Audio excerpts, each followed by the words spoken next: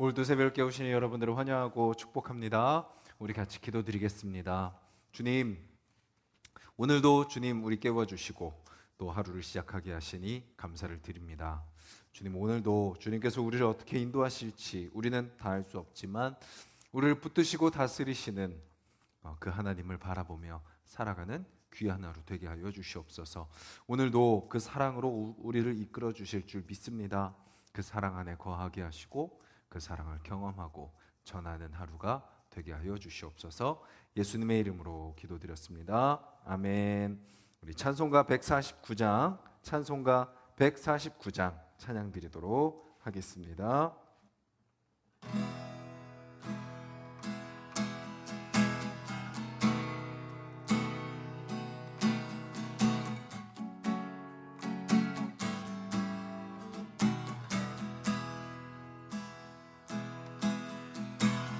주 달려 죽은 십자가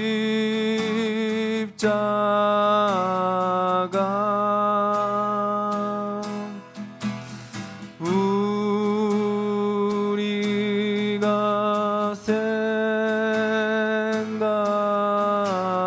생각할 때에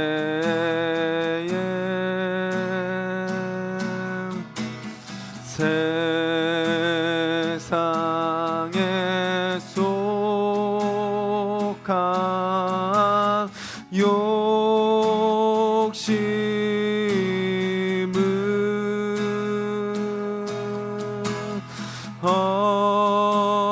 헛된 줄 알고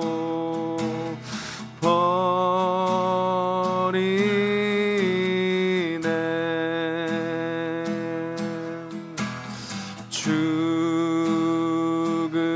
죽으신 구주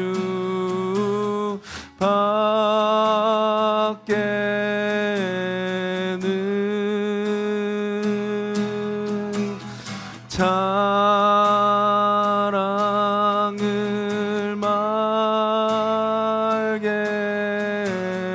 하소서.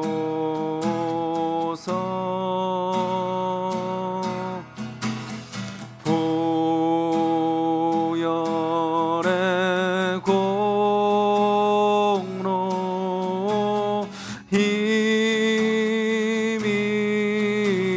힘입어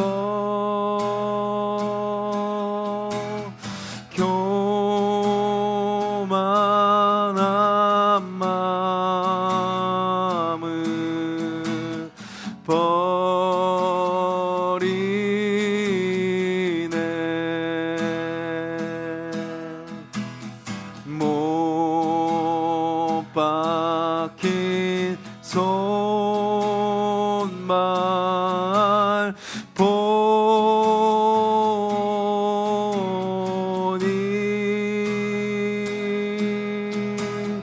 큰 잠이 나타내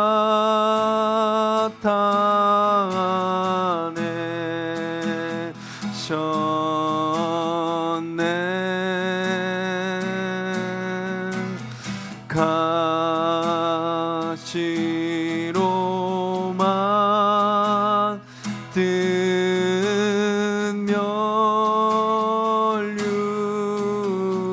면류관 우리를 위해 쓰셨네.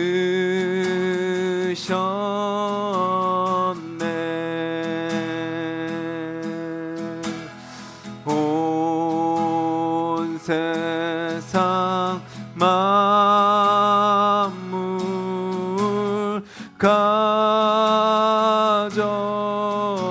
가져도 주의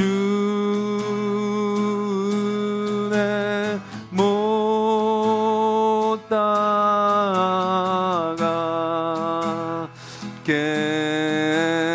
따라가겠네.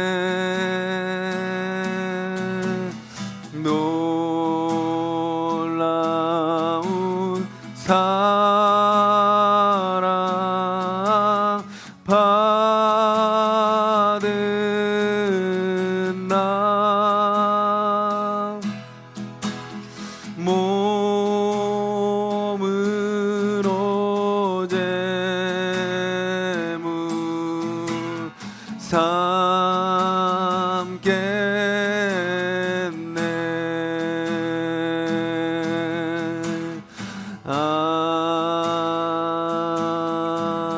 아멘. 우리 찬양의 가사를 기억하면서 한번 기도했으면 좋겠습니다. 주님, 우리가 그 사랑 안에 거하는 자들이 되게 하여 주시옵소서. 우리를 위해 피 흘려 죽으신 그 주님의 그 십자가의 사랑을 우리가 기억하며 살아가는 자들이 되게 하여 주시옵소서. 주님, 오늘도 하루를 살아갈 때 그 능력으로, 그 사랑의 힘으로 우리를 붙들어 주시옵소서. 우리 같이 기도하겠습니다. 주님, 오늘도 그 십자가의 사랑 안에 거하기를 원합니다. 우리의 힘과 능력으로 살아가는 것이 아니라 우리의 생각으로, 우리의 계획으로 걸어가는 것이 아니라 우리를 붙드시고 이미 우리 가운데 일하고 계시며 우리 가운데 역사하고 계시는 그 주님, 그 무엇보다 그 누구보다 우리를 사랑하시는 그 주님을 붙들고 나아가는 삶이 될 수 있도록 주님 도와주시옵소서. 주님, 오늘도 말씀 앞에 엎드립니다. 말씀하여 주시옵소서. 우리를 인도하여 주시옵소서. 주님 감사합니다. 찬양의 고백처럼 우리를 위해 그 십자가에 달리신 그 주님의 사랑, 그 은혜, 그 능력 바라보며 살아가는 귀하고 복된 삶이 될 수 있도록 주님 역사하여 주시옵소서. 나를 위해 자기 몸을 내어주신 그 주님의 사랑이 내 안에 살아 역사하게 하여 주셔서 오늘 나를 통하여 또 그 사랑이 전해질 수 있도록 주님 우리를 인도하여 주시옵소서. 예수님의 이름으로 기도드렸습니다. 아멘. 오늘 함께 보실 말씀은 신약성경 마가복음 15장 말씀입니다. 신약성경 85페이지 마가복음 15장 33절부터 47절까지 말씀입니다. 신약성경 85페이지 마가복음 15장 33절부터 47절까지 말씀 우리 한 목소리로 같이 읽겠습니다. 제6시가 되매 온 땅에 어둠이 임하여 제9시까지 계속하더니 제9시에 예수께서 크게 소리 지르시되 엘리 엘리 라마 사박다니 하시니 이를 번역하면 나의 하나님 나의 하나님 어찌하여 나를 버리셨나이까 하는 뜻이라. 곁에 섰던 자 중 어떤 이들이 듣고 이르되 보라 엘리야를 부른다 하고 한 사람이 달려가서 해면에 신 포도주를 적시어 갈대에 꿰어 마시게 하고 이르되 가만두라 엘리야가 와서 그를 내려 주나 보자 하더라. 예수께서 큰 소리를 지르시고 숨지시니라. 이에 성소 휘장이 위로부터 아래까지 찢어져 둘이 되니라. 예수를 향하여 섰던 백부장이 그렇게 숨지심을 보고 이르되 이 사람은 진실로 하나님의 아들이었도다 하더라. 멀리서 바라보는 여자들도 있었는데 그 중에 막달라 마리아와 또 작은 야고보와 요새의 어머니 마리아와 또 살로메가 있었으니 이들은 예수께서 갈릴리에 계실 때에 따르며 섬기던 자들이요 또 이 외에 예수와 함께 예루살렘에 올라온 여자들도 많이 있었더라. 이날은 준비일 곧 안식일 첫날이므로 저물었을 때에 아리마대 사람 요셉이 와서 당돌이 빌라도에게 들어가 예수의 시체를 달라 하니 이 사람은 존경받는 공회원이요 하나님의 나라를 기다리는 자라. 빌라도는 예수께서 벌써 죽었을까 하고 이상히 여겨 백부장을 불러 죽은 지가 오래냐 묻고 백부장에게 알아본 후에 요셉에게 시체를 내주는지라. 요셉이 세마포를 사서 예수를 내려다가 그것으로 싸서 바위 속에 판 무덤에 넣어두고 돌을 굴려 무덤 문에 놓음에 막달라 마리아와 요새 어머니 마리아가 예수 둔 곳을 보더라. 아멘. 우리는 계속해서 예수님의 그 십자가의 그 사역의 그 과정을 한번 함께 살펴보고 있습니다. 예루살렘 입성으로부터 시작해서 제자들과 함께 마지막 만찬을 가지시고 겟세마네 동산에서 기도하시고 가룟 유다 제자 중 하나인 가룟 유다에게 배신을 당하시고 그와 함께 온 무리들에게 잡히시는 것을 보게 됐죠. 그리고 잡히시고 재판을 받으시는 그 과정 속에 이미 제자들은 다 도망갔고 또 멀찍이 따라왔던 베드로마저 예수님을 3번이나 부인하는 장면을 우리는 보았습니다. 그리고 군인들의 희롱과 조롱과 그 모욕 속에 예수님은 십자가에 달리시게 되고 오늘 말씀은 이제 죽으시는 그 장면이 기록된 말씀입니다. 오늘 본문은 이렇게 시작이 됩니다. 제6시가 되매 온 땅의 어둠이 임하여 제9시까지 계속하더니, 여기서 제6시는 오후 12시를 가리킵니다. 예수님이 제3시에 십자가에 달리셨죠. 오전 9시입니다. 오전 9시에 십자가에 달리시고 3시간 후 바로 6시, 우리 시간으로는 오후 12시에 어둠이, 온 땅의 어둠이 임하기 시작합니다. 그리고 또 3시간 후 오후 3시에 예수님이 숨지시게 되죠. 여기서 우리는 제6시에 임한 어둠에 대해서 우리는 잠깐 살펴볼 필요가 있습니다. 많은 사람들은요, 그 어둠이 그냥 그때 자연과 그때 환경으로 인한 그냥 자연 현상이다라고 이야기하는 사람들도 있습니다. 그래서 아마 그때 일식이 있었을 것이다. 일식이 있었기 때문에 해가 가리워져서 아무것도 보이지 않았을 것이다 라고 이야기합니다. 하지만 그때에는 6월절이기에 일식이 일어나지 않았습니다. 그리고 또 이렇게 이야기합니다. 하는 사람들이 있습니다. 그 중동 지역이니까 먼지가 너무 많아서 아마 먼지 폭풍이 불어서 어두움이 임했을 것이다. 그런데 그 기간은요, 습한 봄철이었습니다. 습했기 때문에 먼지가 평소보다 훨씬 없었던 그런 시기인 거죠. 즉 그때 예수님이 십자가에 달리고 나서 시간이 3시간 정도 지나고 나서 온 땅에 임한 어둠은요, 그저 자연현상이 아니었다라는 것을 우리는 알 수 있습니다. 구약성경 아모스 8장에 보면요, 이런 말씀이 있습니다. 제가 읽어드리겠습니다. 아모스 8장 9절에서 10절입니다. 주 여호와의 말씀이니라. 그날에 내가 해를 대낮에 지게 하여 백주의 땅을 캄캄하게 하며 너희 절기를 애통으로 너희 모든 노래를 애곡으로 변하게 하며 모든 사람에게 굵은 배로 허리를 동이게 하며 모든 머리를 대머리가 되게 하며 독자의 죽음으로 말미암아 애통하듯 하게 하며 결국은 곤고한 날과 같게 하리라. 뭐라고 말씀하시죠? 그날에 내가 해를 대낮에 지게 하여 백주의 땅을 캄캄하게 할 것이다. 마치 오늘 예수님이 십자가에 달리시고 나서 시간이 3시간 정도 지나고 나서 온 땅에 임한 어둠은요, 이 아모스 선지자의 예언처럼 어떤 어둠이에요? 하나님께서 온 땅에 내리는 어둠이시다라는 것입니다. 하나님이 온 땅을 심판하실 때 주시는 그 어둠과 같이 지금 어둠이 온 땅에 임하고 있는 거죠. 그리고 오늘 이 어둠은 어떤 어둠인가요? 예수님이 십자가 달리시는 그 장소에만 임한 어둠이 아닙니다. 그리고 유대 지역에만 임한 어둠도 아닙니다. 어디에 임한 이 어둠인가요? 온 땅입니다. 예수 그리스도의 그 십자가, 그 사역은 누구를 위한 것이라는 거죠? 유대인만을 위한 것도 아니고 온 땅을 위한, 온 세상을 위한 바로 그 십자가다라는 것을 우리에게 알려주고 있습니다.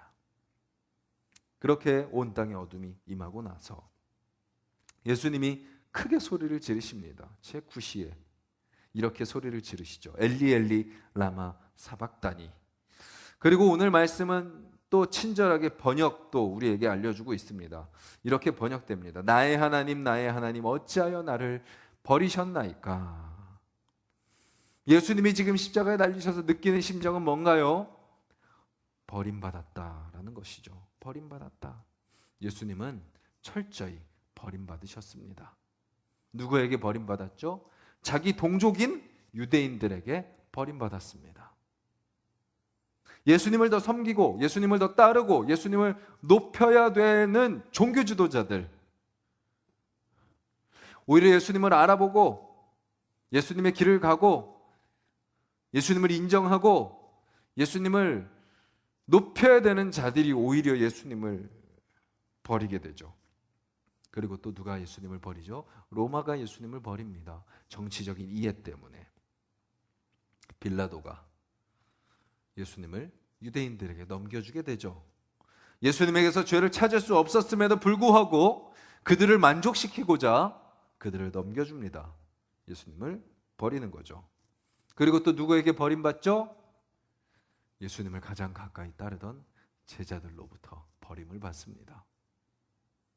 예수님과 함께 3년 동안 생활했고 예수님의 부르심을 받아 예수님과 함께 지내며 예수님의 말씀을 들었고 예수님을 통하여 수많은 기적을 경험했던 그들이 예수님을 버렸죠. 근데 그 어떤 버림보다도 예수님께 가장 감당하기 힘들었던 버려짐은 누구로부터의 버려짐인가요? 바로 예수님이 십자가상에서 외치셨던 것처럼 하나님으로부터의 버려지심이었습니다. 하나님의 버리심, 하나님께서 예수님을 버리신 것은 실제로 버리신 것은 아니죠. 하나님의 뜻 가운데 예수님이 그 상황 속에 놓이셨던 것뿐이죠. 그런데 그 순간 예수님은 무엇을 느낀 거예요? 마치 내가 버려진 것처럼 느껴지시는 겁니다. 육체적인 고통 속에, 그 상황과 환경 속에 예수님은 하나님으로부터 버려지셨다라는 것을 느낄 정도로 너무나도 큰 고통의 시간이었던 거죠. 그리고 그 십자가의 그 고통 가운데 예수님은 그 버려지시는 그 잠깐의 기간 동안 그 시간을 통하여서 하나님의 뜻을 이루시는 것을 우리는 보게 되는 것입니다. 예수님이 그렇게 큰 소리로 외치시고 나서 숨을 거두십니다. 숨을 거두시고 나자 어떤 일이 일어나나요? 38절에 이에 성소 휘장이 위로부터 아래까지 찢어져 둘이 되니라. 휘장이 찢어져 둘이 됩니다. 성소에 있던 휘장. 이 성소에 있는 휘장은 뭔가요? 성소와 지성소를 구분하는 휘장입니다. 이 지성소는요, 1년에 한 번 속죄일에 대제사장이 이스라엘 백성들을 위해서 들어가서 하나님께 기도를 드리는 곳입니다. 하나님께 이스라엘 백성들의 죄를 사함받기 위해 대제사장이 들어가는 곳이, 대제사장만이 들어갈 수 있는 곳이 바로 지성소입니다. 그곳을 가리고 있는 곳이 바로 휘장인 것이죠. 아무나 들어갈 수 없고 아무나 볼 수 없고 아무나 할 수 없는 곳이라는 것을 구분해 주는 표시가 바로 휘장이라는 것이죠. 구별된 자, 그리고 거기에 들어가기 전에 자기 자신을 다 정결하게 한 대제사장만이 들어갈 수 있었던 곳이었습니다. 대제사장도 만약에 들어갔을 때 자기에게 죄가 있는 것이 드러난다면 그 자리에서 즉시 하나님으로부터 심판을 받아 죽을 수밖에 없는 곳이 바로 그 지성소였습니다. 그런데 그 지성소와 그 성소를 가리고 있던 휘장이 반으로 갈라졌다는 것이죠. 무엇을 의미하죠? 바로 하나님께 그 어느 누구도 함부로 나아갈 수 없었던 그 없게 만들었던 그 가림막이 갈라짐으로써 이제 누구나 하나님 앞에 나아갈 수 있게 되었다라는 것을 우리에게 보여주고 있는 것입니다. 속죄일에 대제사장이 드리는 희생제사를 통해서 하나님께 나아갈 수 있었다면 이제 십자가에서 예수님께서 드린 희생제사를 통해 그 누구든지 하나님께 나아갈 수 있게 되었다라는 것이죠. 그래서 우리는 어떤 특권을 누리나요? 하나님 아버지라고 부를 수 있는 특권을 누리게 되는 것입니다.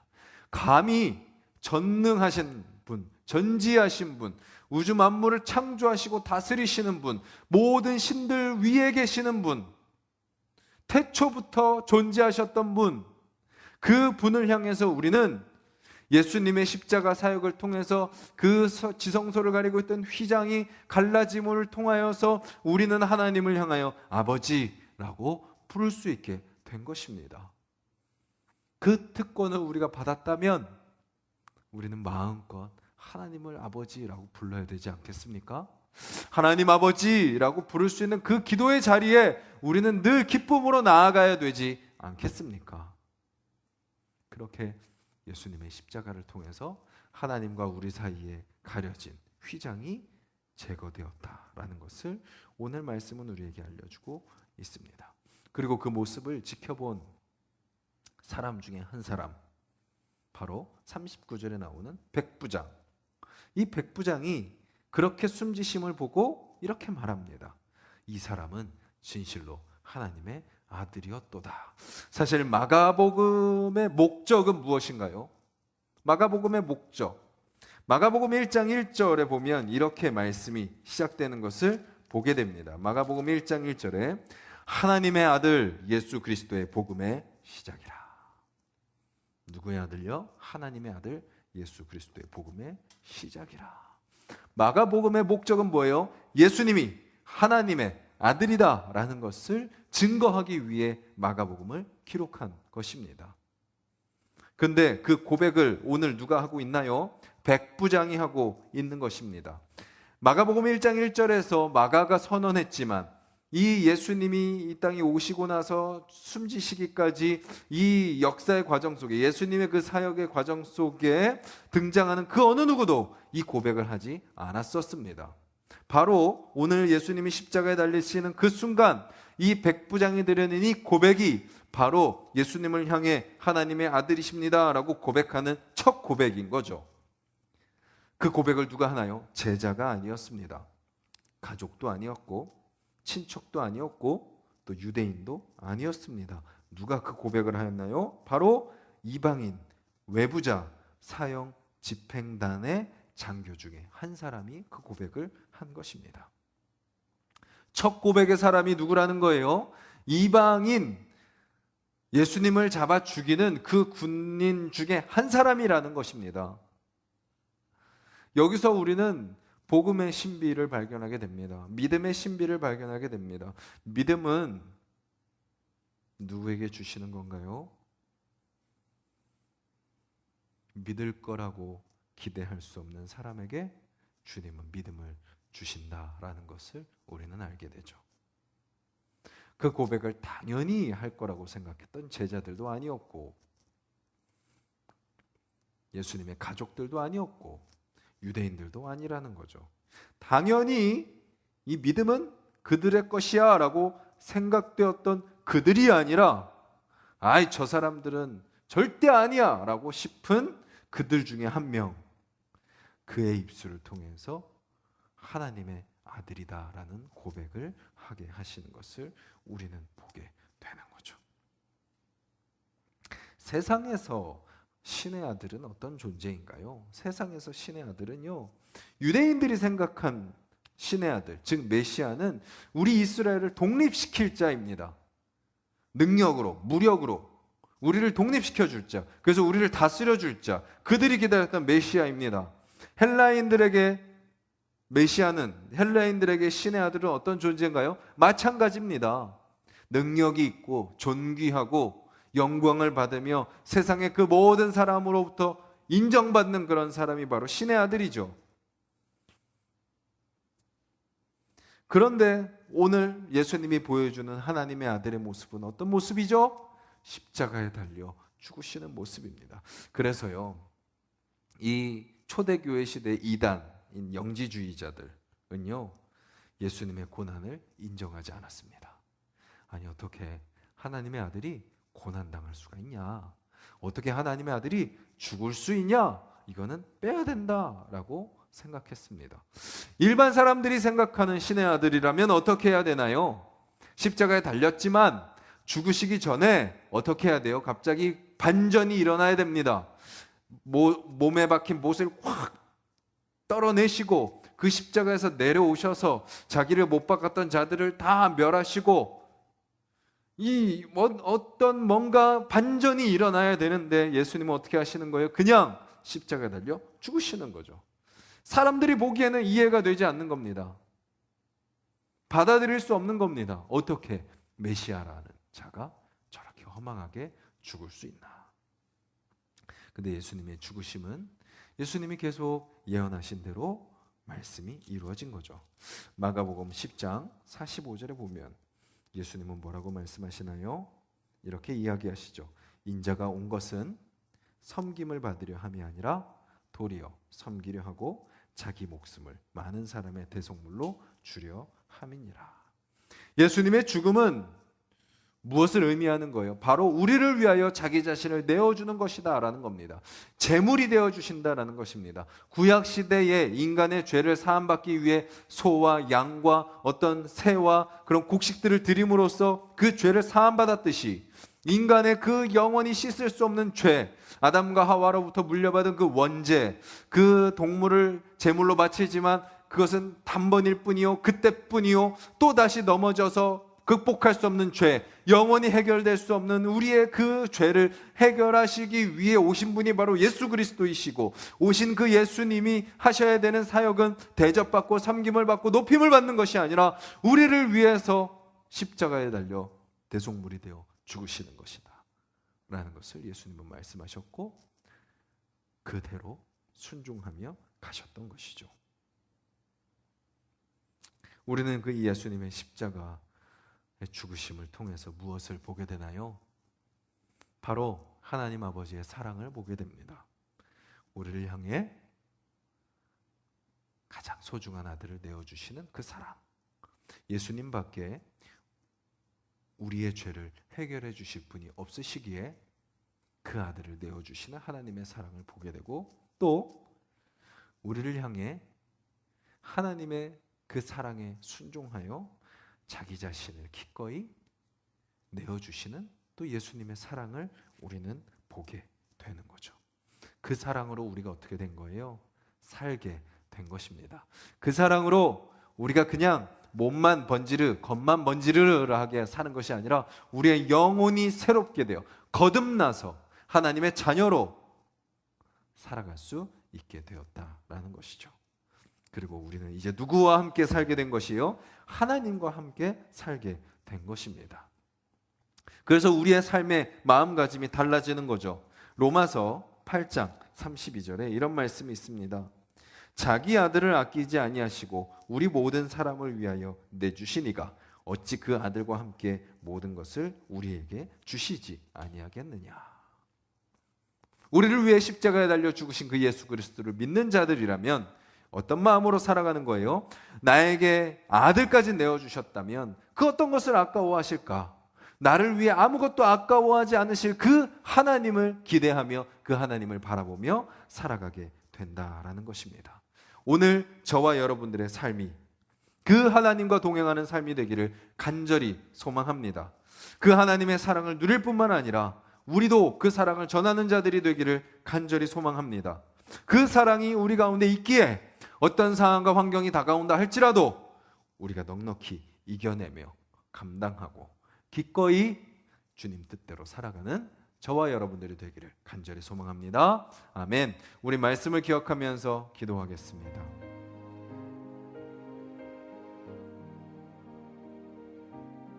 주님, 우리가 그 주님의 뜻대로 살기를 소망합니다.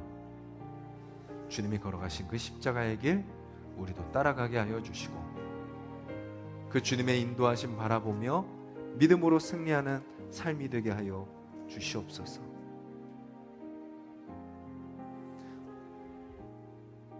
온전히 그 주님만 바라며 나아가는 삶이 되게 하여 주시옵소서.